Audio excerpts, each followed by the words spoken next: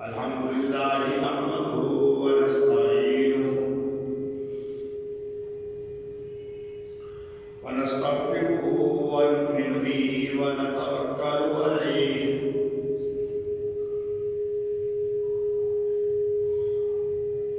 ونعوذ بالله من شرور أنفسنا ومن سيئات أعمالنا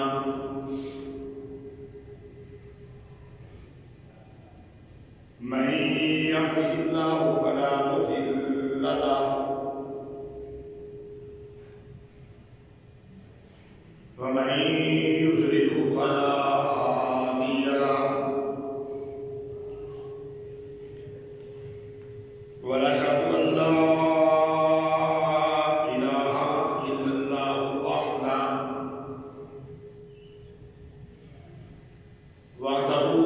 وحده لا شريك له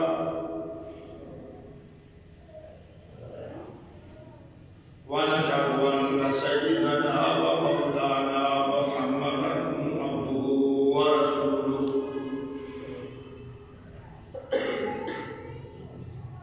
أما بعد فأعوذ بالله من الشيطان الرجيم بسم الله الرحمن الرحيم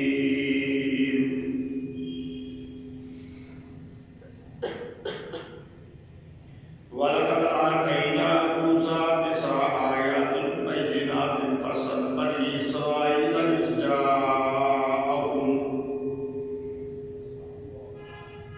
إذ جاءهم فقال له فرعون إني لأظنك يا موسى مسحورا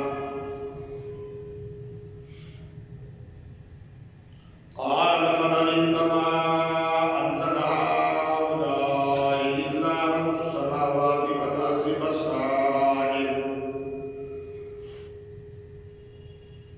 وإني لأظنك يا فرعون مسحورا فأراد أن يستفزهم من الأرض فأغرقناه ومن معه جميعا وقلنا من بعده لبني إسرائيل اسكنوا الأرض فإذا جاء وعد الآخرة جئنا بكم لفيفا وبالحق أنزلناه وبالحق نزل وما أرسلناك إلا مبشرا ونذيرا وقرآنا فرقناه لتقرأه على الناس على مكث ونزلناه تنزيلا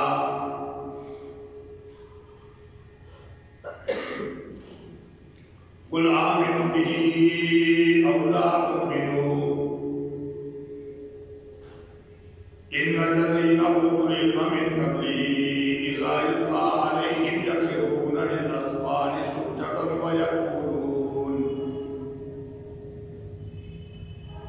ويقولون سبحان ربنا إن كان وعد ربنا لمفعولا ويخرون للأذقان يبكون ويزيدهم خشوعا قل ادعوا الله ادعوا الرحمن أيما تدعوا فله الأسماء الحسنى ولا تجهر بصلاتك ولا تخافت بها وابتغ بين ذلك سبيلا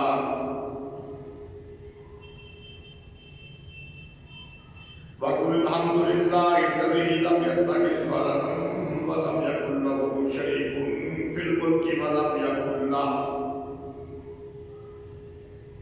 ولم يكن له ولي من الذل وكبره تكبيرا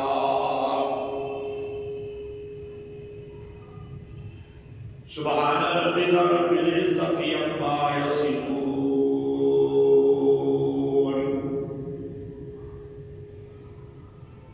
وسلام على المرسلين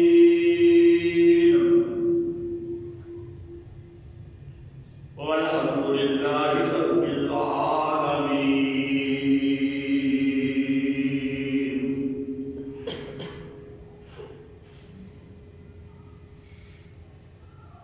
قابل صدر احترام معزز سامعین کرام،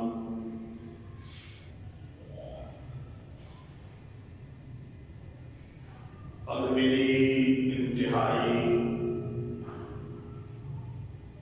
معززہ و محترمہ ماؤ بہنوں،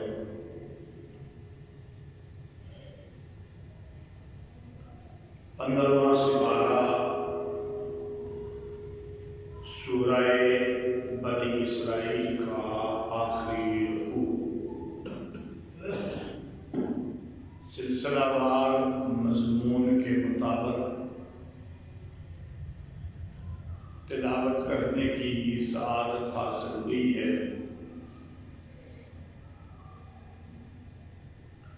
اللہ رب العزت سے دعا ہے، التجا ہے کہ اللہ تعالی مجھے صحیح بیان کرنے کی توفیق عطا فرمائے۔ میرے کچھ کہنے اور آپ کے سننے کے بعد اللہ رب العزت مجھے اور آپ ہم سب کو اس پر عمل کرنے کی بھی توفیق عطا فرمائے۔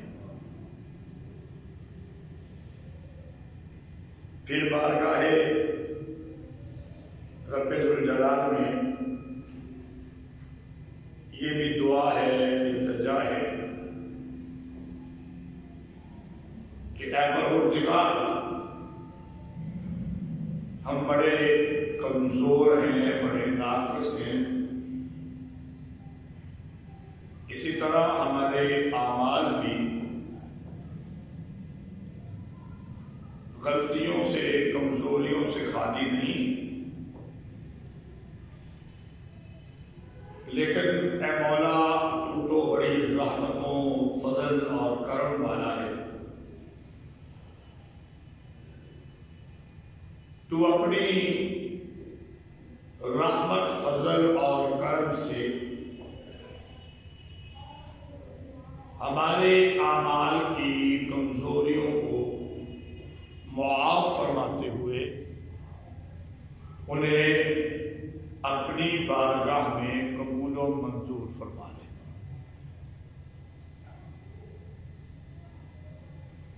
معزز سامعین کرام،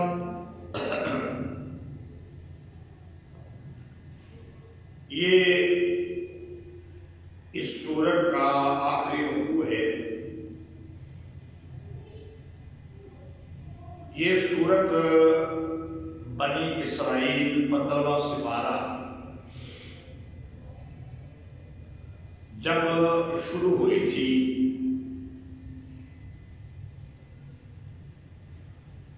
تو حضور اکرم صلی اللہ علیہ وآلہ وسلم کے معراج کے واقعہ کو بیان کرنے کے بعد، آواز کم کیوں ہے، بنی اسرائیل کا تذکرہ شروع کیا گیا تھا اور فرمایا گیا تھا وَآتَيْنَا مُوسَى الْكِتَابَ وَجَعَلْنَاهُ هُدًى لِبَنِي إِسْرَائِيلَ أَلَّا تَتَّخِذُوا مِن دُونِي وَكِيلًا۔ دی ہم نے موسیٰ کو کتاب اور بنایا ہم نے اس کو ہدایت بنی اسرائیل کے لیے کہ نہ ٹھہراؤ میرے سوا کسی کو کارساز۔ تو بنی اسرائیل کے تذکرے سے، جو کہ دوسری آیت ہے سورہ بنی اسرائیل کی گفتگو شروع ہوئی تھی، پھر اور باتیں بھی اسی کے مطابق بیان ہوتی چلی گئی۔ اب یہ جو آخری رکوع ہے اس میں بھی حضرت موسیٰ علیہ السلام اور ان کی قوم بنی اسرائیل کا تذکرہ کیا گیا ہے۔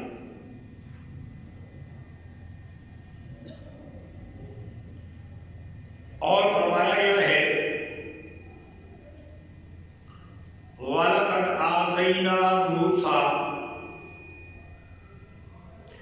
9 آیات بَيِّنَاتٍ فَاسْأَلْ بَنِي إِسْرَائِيلَ إِذْ جَاءَهُمْ فَقَالَ لَهُ فِرْعَوْنُ إِنِّي لَأَظُنُّكَ يَا مُوسَىٰ مَسْحُورًا۔ اور البتہ تحقیق دی ہم نے موسیٰ کو 9 نشانیاں واضح طور پر، پس پوچھ بنی اسرائیل سے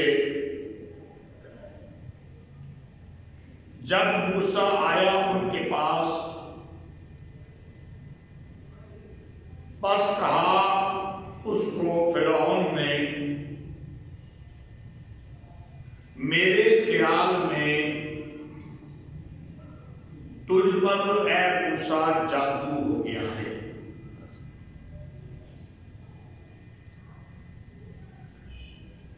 قرآن مجید میں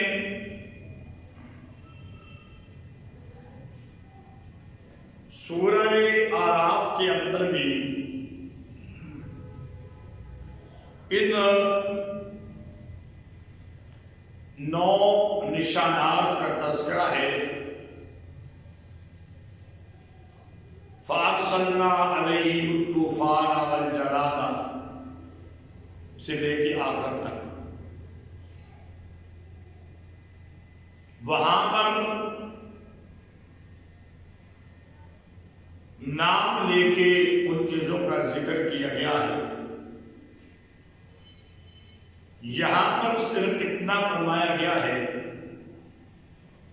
وَلَقَدْ آتَيْنَا مُوسَىٰ 9 آیات بَيِّنَاتٍ،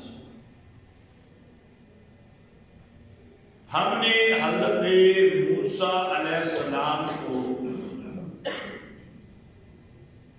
9 نشانات دیے بڑے واضح طور پر، 9 نشانات دیے بڑے واضح طور پر۔ ان 9 نشانات میں سے 2 نشان تو وہ ہے کہ جو حضرت موسیٰ علیہ السلام نے فرعون کے دربار میں لاٹھی پھینکی اور وہ سانپ بن گئی، اور دوسرا اپنا ہاتھ اپنی بغل میں ڈالا اور نکالا تو وہ نور کی طرح روشن ہو گیا۔ 7 نشانات اس کے علاوہ ہیں۔ ان نشانات کی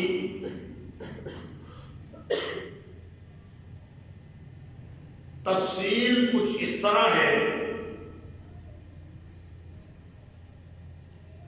کہ حضرت موسیٰ علیہ السلام کو نبوت و رسالت عطا کی گئی، تو موسیٰ علیہ السلام کی قوم بنی اسرائیل وہ زمین میں فساد کرتے تھے.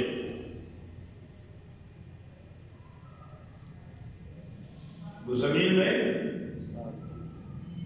فساد کرتے تھے، حق بات کو نہیں مانتے تھے.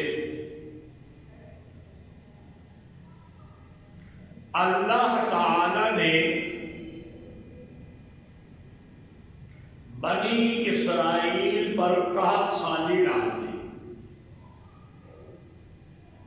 قحط سمجھتے نا، بارشیں رک گئی، نہروں اور دریاؤں میں پانی نہ رہا، فصلوں کو پانی نہ ملا، سبزیاں اور پھل کی پیداوار نہ ہوئی. یہ قحط پڑ گیا. جب قحط پڑ گیا نا تو آئے حضرت موسیٰ علیہ السلام کے پاس اکٹھے ہو کر.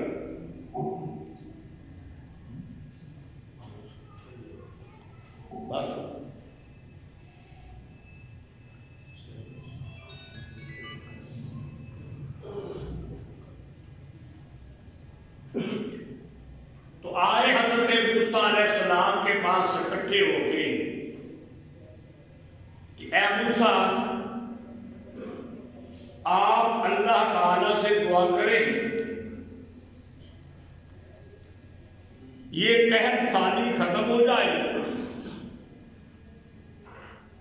ہم حق بات کو قبول کر لیں گے، شرارتیں اور فساد کرنا چھوڑ دیں گے.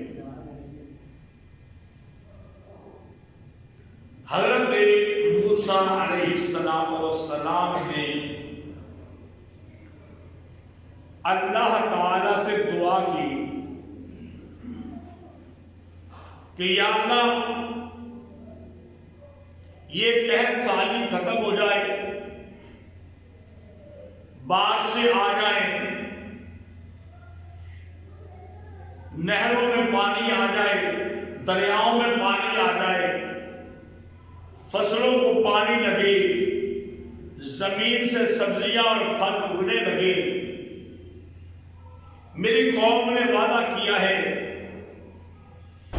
کہ ان کی تکلیف دور ہو جائے، یہ ایمان والے ہو جائیں گے.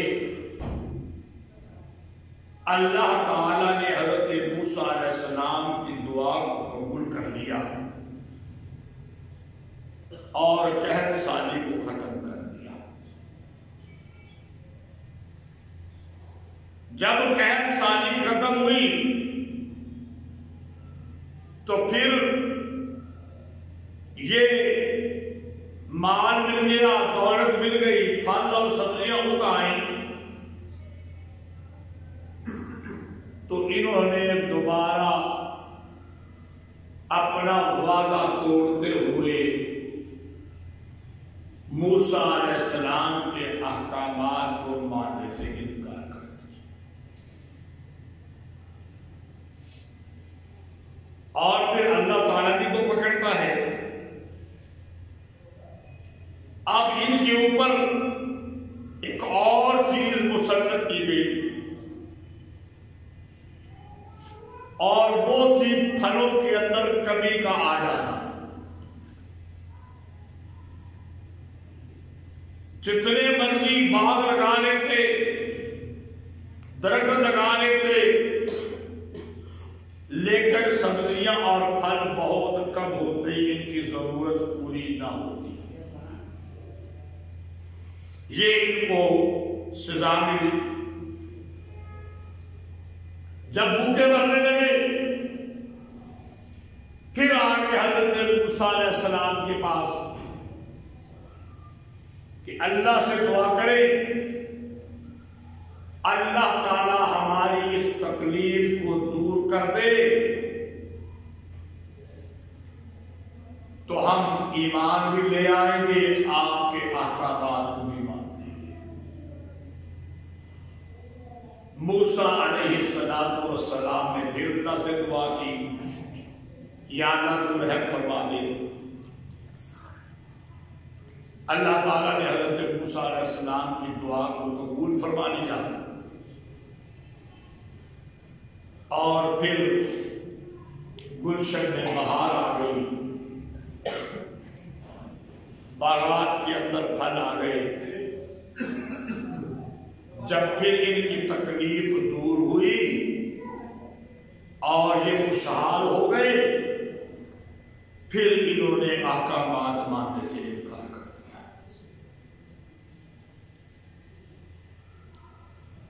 دو واقعات ہو گئے۔ اللہ تعالیٰ نے پھر پکڑ لیا،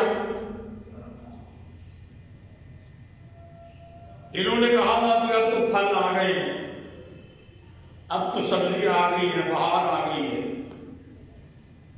اللہ تعالیٰ نے طوفان ان کے اوپر مسلط کر دیا،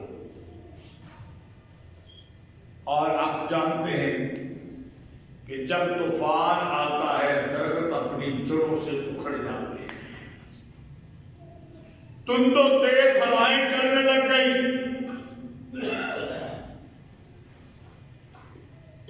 طوفان نے تباہی مچا کے رکھ دی۔ جب طوفان نے تباہی مچائی، پھر آگے حضرت موسیٰ علیہ السلام کے پاس، آپ اللہ کے نبی اور رسول ہیں، آپ دعا کریں ہم سے یہ تکلیف دور ہو جائے، ہم احکامات کو مان لیں گے، قبول کر لیں گے۔ موسیٰ علیہ السلام نے پھر اللہ سے دعا کی کہ یا اللہ تو رحم فرما دے، یہ بڑے غلط قسم کے لوگ ہیں، لیکن تیرا تو بڑا فضل ہے۔ پھر وعدہ کر رہے ہیں یا اللہ۔ اللہ تعالیٰ نے طوفان کو ختم کر دیا، پھر ان کے باغات لہرانے لگے۔ جب پھر خوشحال ہوئے اور ان کی فصل اور ان کے باغات لہرانے لگے، تو پھر احکامات کو ماننے سے انکار کر دیا۔ احکامات کو ماننے سے پھر انکار۔ اللہ تعالیٰ نے ان کی فصلوں پر ٹڈی دل بھیج دیا۔ ٹڈیاں آج کل بھی پتہ نہیں، پیچھے آیا تھا ٹڈی دل جی، اور یہ ٹڈی دل فصلوں کو خراب کرنے لگا، چاٹنے لگا، اور پھر ان کو یہ ڈر پیدا ہو گیا کہ یہ ٹڈی دل تو ہماری فصلوں کو کھا جائے گا، یہ ٹڈیاں تو کھا جائے گی۔ پھر آگے حضرت موسیٰ علیہ السلام کے پاس کہ ہم پھر توبہ کرتے ہیں، جو ہم سے غلطی ہوئی ہے، ہم اللہ تعالیٰ کے احکامات کو مانیں گے، آپ کی بات کو مانیں گے۔ حضرت موسیٰ علیہ السلام نے پھر دعا کر دی، پھر کہ یا اللہ تو رحم فرما دے، تو رحم فرما دے یا اللہ۔ اور اللہ بڑا غفور رحیم ہے، بندہ غلطی کرتا ہے اللہ پھر معاف کرتا ہے، بندہ غلطی کرتا ہے اللہ پھر معاف کرتا ہے، بندہ غلطی کرتا ہے اللہ پھر معاف کرتا ہے۔ اللہ نے پھر معاف کر دیا۔ اب وہ ٹڈیاں ختم ہو گئی نا، تو انہوں نے اپنی گندم، اپنی فصلیں جب وہ بالکل ان کو کاٹ کر بوریوں میں بھر کے گوداموں میں رکھ دیا اور کہنے لگے اب کیا ہو سکتا ہے، اب تو ہمارے پاس گندم موجود ہے، آٹا موجود ہے، اب تو ہر چیز ہمارے پاس موجود ہے۔ پھر احکامات کی نافرمانی شروع کر۔ اللہ نے کہا اچھا میں پھر تمہارا علاج کر لیتا ہوں۔ اللہ نے پھر چچڑی ہوتی ہے وہ جو گندم کو خراب کرتی ہے، گوداموں کے اندر بوریوں کے اندر بھی گھس جاتی ہے جوں کی طرح، اللہ نے ان کے گوداموں میں وہ بھیج دی۔ اللہ نے ان کے گوداموں میں وہ بھیج دی۔ اب گوداموں میں گندم خراب ہونے لگ گئی، فصل خراب ہونے لگ گئی، بوریاں خراب ہونے لگ گئی۔ پھر آگے موسیٰ علیہ السلام کے پاس، ان کا ڈیل پورا دیکھو ذرا۔ اے اللہ کے نبی، اللہ سے دعا کیجئے اللہ ہمیں معاف فرما دے، ہم پھر احکامات کو قبول کر لیں گے۔ موسیٰ علیہ السلام نے پھر دعا کر دی، اللہ نے پھر معاف کر دیا۔ انہوں نے جب معافی مل گئی، وہ چچڑی، وہ جو وہ گندم سے نکل گئی، گندم پس گئی، آٹا بن گیا۔ کہنے لگے اب کیا ہو سکتا ہے، ہم آٹا گوندیں گے، پکائیں گے، کھائیں گے، پھر احکامات کو ماننے سے انکار کریں۔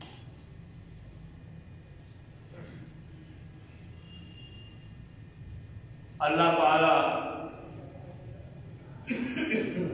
بہت بڑا ہے اور اللہ کی پکڑ بھی بڑی سخت ہے۔ اِنَّ بَطْشَ رَبِّكَ لَشَدِيدٌ۔ انسان کیا سوچتا ہے کہ پتہ نہیں میں کیا بن گیا ہوں، اب میری پکڑ نہیں ہو سکے گی، لیکن اللہ کی پکڑ بڑی ہی سخت ہے۔ اللہ ہمیں اپنی پکڑ سے محفوظ فرمائے۔ اللہ تعالیٰ ہمیں اپنے احکامات ماننے کی توفیق عطا فرمائے۔ اب پھر انہوں نے احکامات ماننے سے انکار کر دیا۔ اب تو روٹی پکی ہوئی ہے، سالن سامنے پڑا ہوا ہے، اللہ تعالیٰ نے مینڈکوں کو بھیج دیا۔ مینڈک ڈڈو، روٹیوں کے اوپر ڈڈو، مینڈک، سالن کے اندر مینڈک۔ اب پھر پھنس گئے، سوچا تھا اب تو روٹی ہاتھ میں ہے، سالن پلیٹ میں ہے، اب کیا ہو سکتا ہے، پھر احکامات کو نہ مانا۔ تو اللہ تعالیٰ نے پھر پکڑ لیا۔ اب جس سالن میں مینڈک آئے وہ کھائے گا، جس روٹی میں مینڈک بیٹھ جائے وہ کھائے گا۔ پھر آگے حضرت موسیٰ علیہ السلام کے پاس، ہم پھر توبہ کرتے ہیں، آپ اللہ سے دعا کیجیے، ہمارا پھر وعدہ ہے ہم مان لیں گے، ہم قبول کر لیں گے۔ حضرت موسیٰ علیہ السلام نے پھر دعا کر دی۔ اس اللہ کی پکڑ بھی بڑی سخت ہے اور وہ غفور رحیم بھی بہت ہے۔ اس اللہ رب العزت غفور رحیم نے پھر اپنا فضل کر دیا، کرم کر دیا، ان کو پھر معاف کر دیا، مینڈک ختم ہو گئے، نئی روٹیاں پکا لی، نیا سالن پکا لیا، صاف ستھرا سامنے آ گیا۔ لیکن یہ 6 باتیں ہو چکی ہیں، 6 بار معافی مل چکی ہے، 7ویں بار پھر اللہ کے حکم کی نافرمانی شروع کر دی. پھر وہی بات ہے، اللہ نے پھر پکڑ لیا، خون آ گیا، سالن کے اندر خون، پانی کے اندر خون، ہر چیز کھانے والے کے اندر خون. پھر پریشان ہو گئے، پھر آ گئے حضرت موسیٰ علیہ السلام کے پاس کہ ہم سے پھر غلطی ہو گئی ہے، ہم پھر وعدہ کرتے ہیں، ہم پھر معافی مانگتے ہیں، ہم پھر توبہ کرتے ہیں. حضرت موسیٰ علیہ السلام نے دعا کی، اللہ نے ان کو پھر معافی مانگی. 7 واقعات سامنے آ گئے آپ کے. قحط سالی آئی پہلے، انہوں نے نافرمانی کی تو توبہ کی، قحط ختم ہو گیا. پھلوں کے اندر کمی آ گئی، دوبارہ جب نافرمانی کی، توبہ کی، پھلوں کی کمی بولو ختم ہو گئی. پھر نافرمانی کی، طوفان آ گیا، پھر معافی مانگی، طوفان ختم ہو گیا. پھر نافرمانی کی، ٹڈیاں آ گئی جنگل میں، پھر معافی مانگی، اللہ نے توبہ قبول کر لی. پھر نافرمانی کی تو چڑیا آ گئی، جو آ گئی جنگل کے اندر. 5 چیزیں ہو گئی. پھر نافرمانی کی، پھر حکم کی عدولی کی، مینڈک آ گئے، پھر توبہ کی، اللہ نے پھر توبہ قبول کر لی. پھر نافرمانی کی تو خون آ گیا، پھر توبہ کی تو اللہ نے خون کو بھی ختم کر دیا. یہ 7 چیزیں یہ ہیں 9 میں سے. اور پھر 2 چیزیں جو میں نے شروع میں بھی بیان کیا ہے.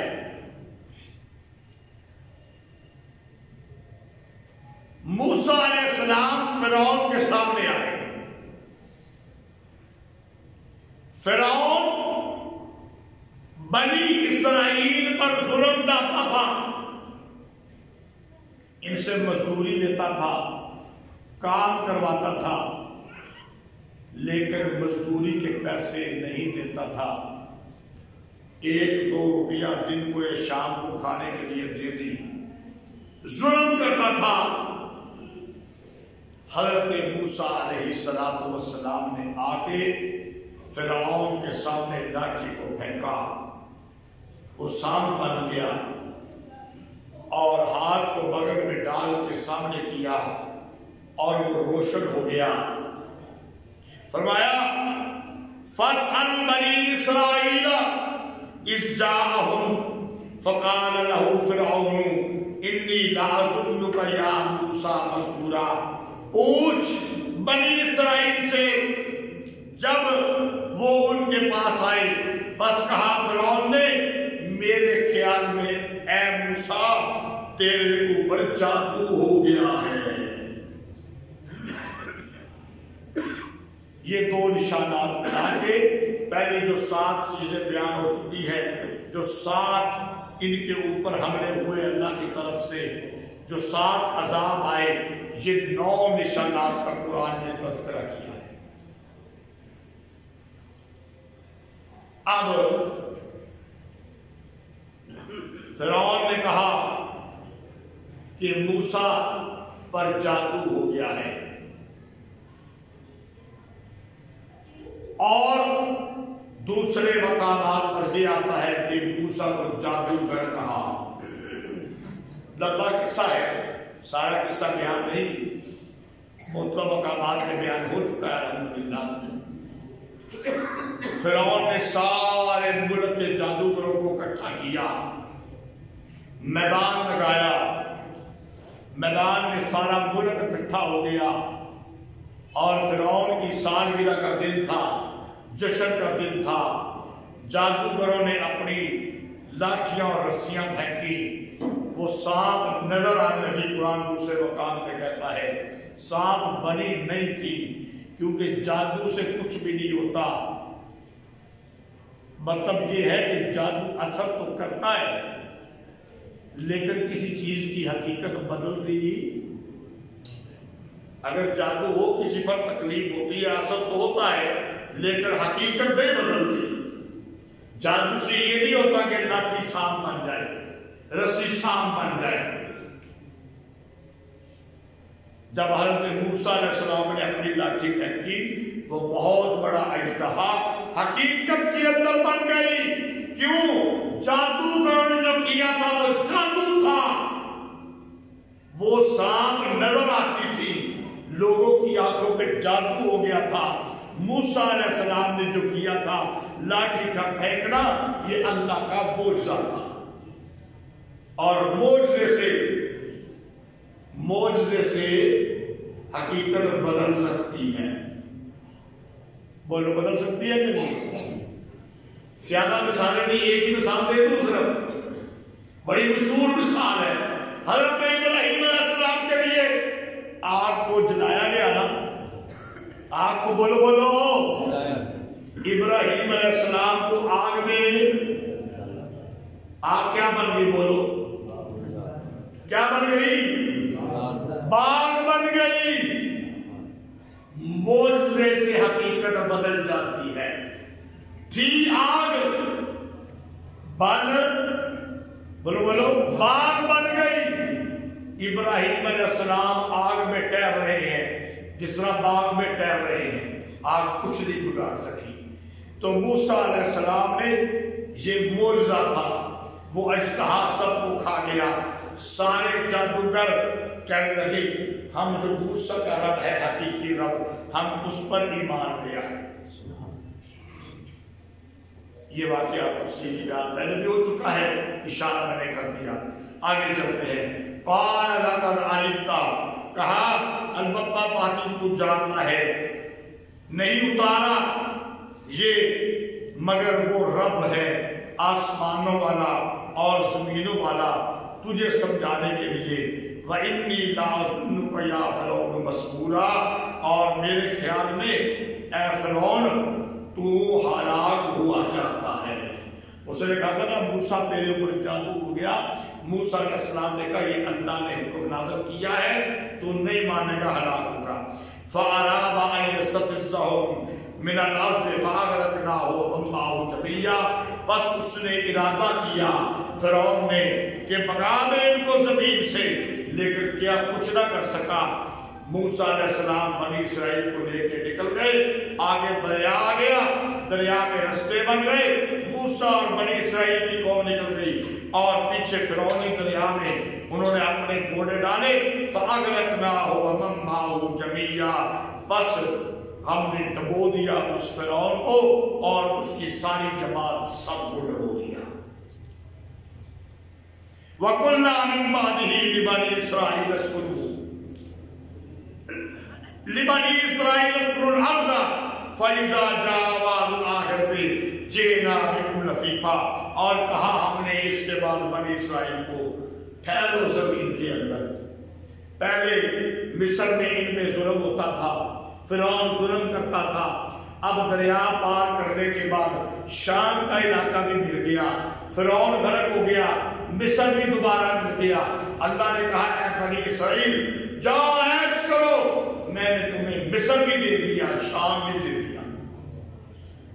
پہلے تمہیں مظلوم تھے، اللہ نے تمہارے پر ظلم کو ختم کرا دیا، اور جب آئے گا دوسرا وعدہ ہم لے آئیں گے تم کو لپیٹ کر۔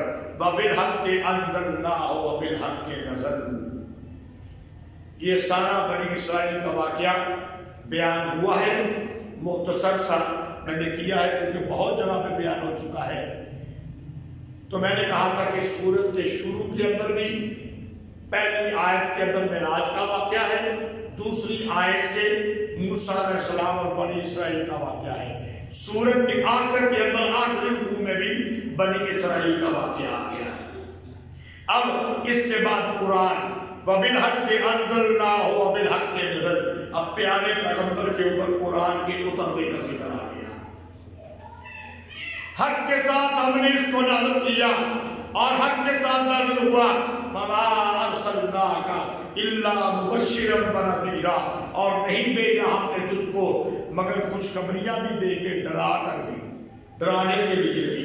اے پیغمبر تو لوگوں کو خوشخبری بھی دے، اگر قرآن کو مان لو گے جنت ملے گی، باغات ملیں گے، حورے اور خلبان ملیں گے، نہیں مانو گے جہنم کی آگ میں چلو گے۔ وَقُرْآنًا فَرَقْنَاهُ لِتَقْرَأَهُ عَلَى النَّاسِ عَلَىٰ مُقْسِمٍ وَنَزَّلْنَاهُ تَنزِيلًا، اور قرآن پڑھنے کا ہم نے اس کو وظیفہ بنایا لوگوں پر ٹھہر ٹھہر کر، اور اتارا ہم نے اس کو اتارتے اتارتے۔ یہ قرآن ہم نے ٹھہر ٹھہر کر نازل کیا تاکہ آرام آرام سے نازل کیا، صورتیں جدا جدا بنائی، آیتیں جدا جدا بنا دی تاکہ پڑھتے پڑھتے آیت میں بندہ وقف کر لے۔ سانس اتنے لمبے تو نہیں ہے نا، ہم نے قرآن کو پڑھنے کے لیے بھی آسان بنا دیا، سمجھنے کے لیے بھی آسان ہے، تو پڑھنے کے اندر ثواب ملتا ہے نا، ہم نے لوگوں کے پڑھنے کے لیے بھی اس کو آسان بنا دیا۔ قُلْ آمِنُوا بِهِ أَوْ لَا تُؤْمِنُوا، تو کہہ ایمان لاؤ اس پر یا ایمان نہ لاؤ۔ إِنَّ الَّذِينَ أُوتُوا الْعِلْمَ مِن قَبْلِهِ إِذَا يُتْلَىٰ عَلَيْهِمْ يَخِرُّونَ لِلْأَذْقَانِ سُجَّدًا، بے شک وہ لوگ جو دیے گئے علم اس سے پہلے جب پڑھی جاتی ہے ان پر رکھتے گرتے ہیں تھوڑیوں کے بل سجدہ کرتے ہوئے۔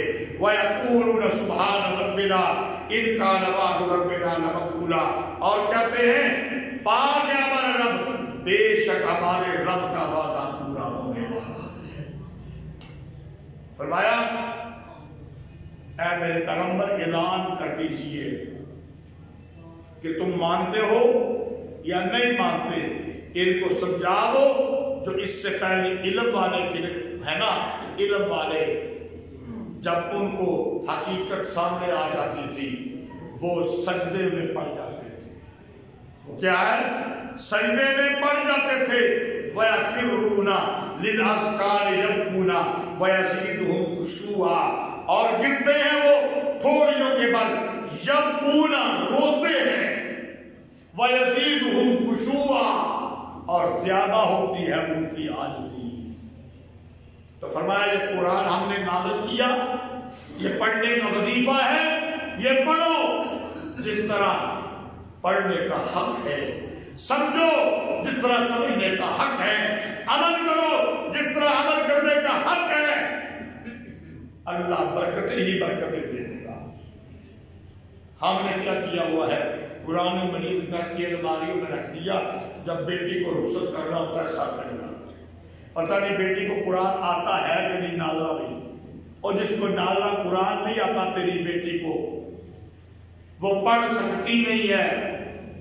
یہ قرآن جب وہ گھر سے رخصت ہو کے جائے گی اس کے سارے کے اوپر اس کا سایہ کیا کرے گا؟ تم نے یہ بنا لیا ہے، اور یہ قرآن کو ہم نے کیا بنا لیا ہے؟ قسم چکر سے کر کے۔